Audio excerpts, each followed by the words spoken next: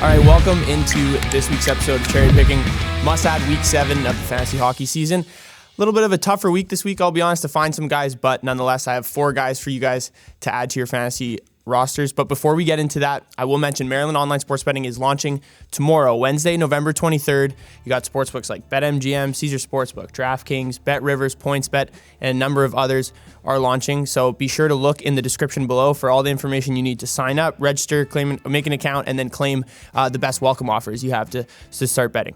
But let's get into the must-adds this week. The first guy we're going to be going into, a little bit of a lesser-known guy for sure, but I think with his role on this team right now with where this roster's at, I think he's a great add, and that's Kuraly on the Columbus Blue Jackets. He's 8% rostered in Yahoo leagues right now. 16 games played, 6 goals and 3 assists. But looking at all like his scoring ability recently, he's been great. So Kuraly, not really known for his goal scoring ability, obviously never had a season over 30 points, but he has goals in 4 of his last 6 games. We've also seen an increase in ice time too. He was around 12 minutes per game when the season started, then got bumped up to 16 minutes, and then finally played 19 minutes in their game on Sunday. You could attribute this to a couple things. He has been playing well, but there's a ton of injuries obviously on this team. Laine's out, Voracek, Zach Werenski obviously on defense, and then Justin Danforth on forward, along with a couple other depth guys as well. He currently leads the team, though, in goals per 60 minutes at 1.65, and although his shooting percentage is pretty high, I don't think that his opportunity level is going to go down at this point. Brad Larson has really no other choice but to play him.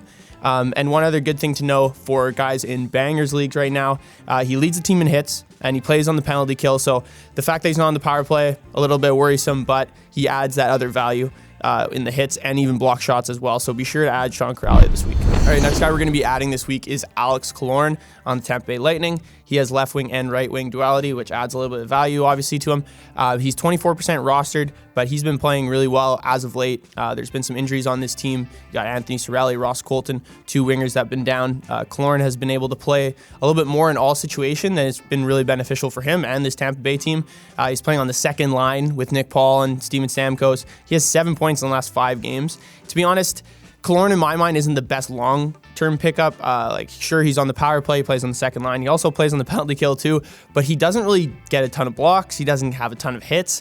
He also doesn't shoot the puck a ton, but right now he is scoring at a very high rate.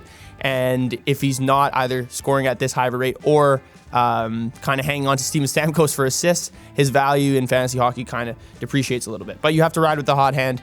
He's a guy who's averaging over a point per game over the last week and a half. Pretty much has to be on your team. He's also seen an increase in ice time as well. John Cooper loves to reward these depth guys on the Lightning with more ice time here and there, especially when they're playing well.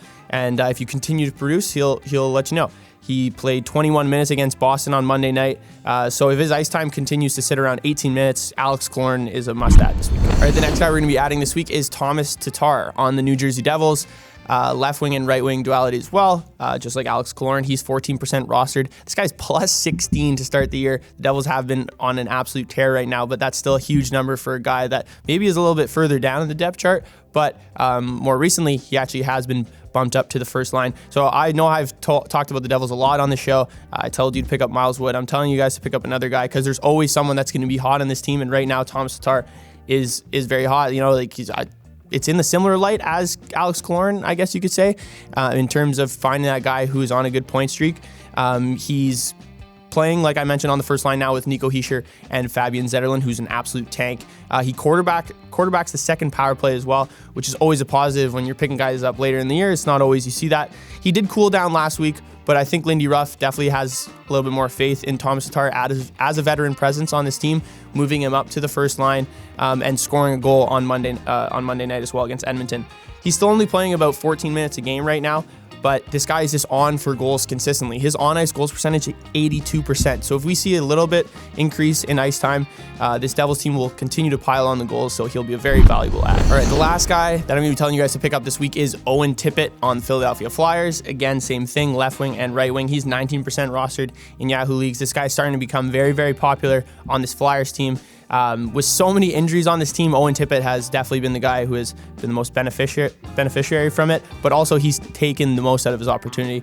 He's on the first line, quarterbacks the first power play as well, and he's seen a consistent increase in ice time and shot volume over the last week or two. He's averaging 20 minutes of ice time over his last 5 games and averaging almost 8 shot attempts per game over that stretch as well. He's clearly the focal point of this offense. He owns the highest goals per 60 minutes rate on his team and has one of the highest on-ice expected goals percentage as well, which is great. He was a 10th overall pick for a reason back in 2017 by Florida. He's starting to make the most out of his opportunity now, and you see the faith that Torts has in him as well. Like it's tough to give a young guy and a young rookie the ability to quarterback a power play, and he does it so well. I mean, he had 17 shot attempts against Montreal the other night. That's like Matt Tkachuk territory in terms of shot volume, and he's available on your waiver wire right now. He won't be very much longer, so definitely try to pick up Owen Tippett before it's too late. That's it for me this week, guys. Thank you for tuning in. Be sure to like, comment, subscribe. Let me know if there's any other questions you guys have for your fantasy hockey teams and other guys you're looking to add or maybe drop, and I'll see you guys on the next episode.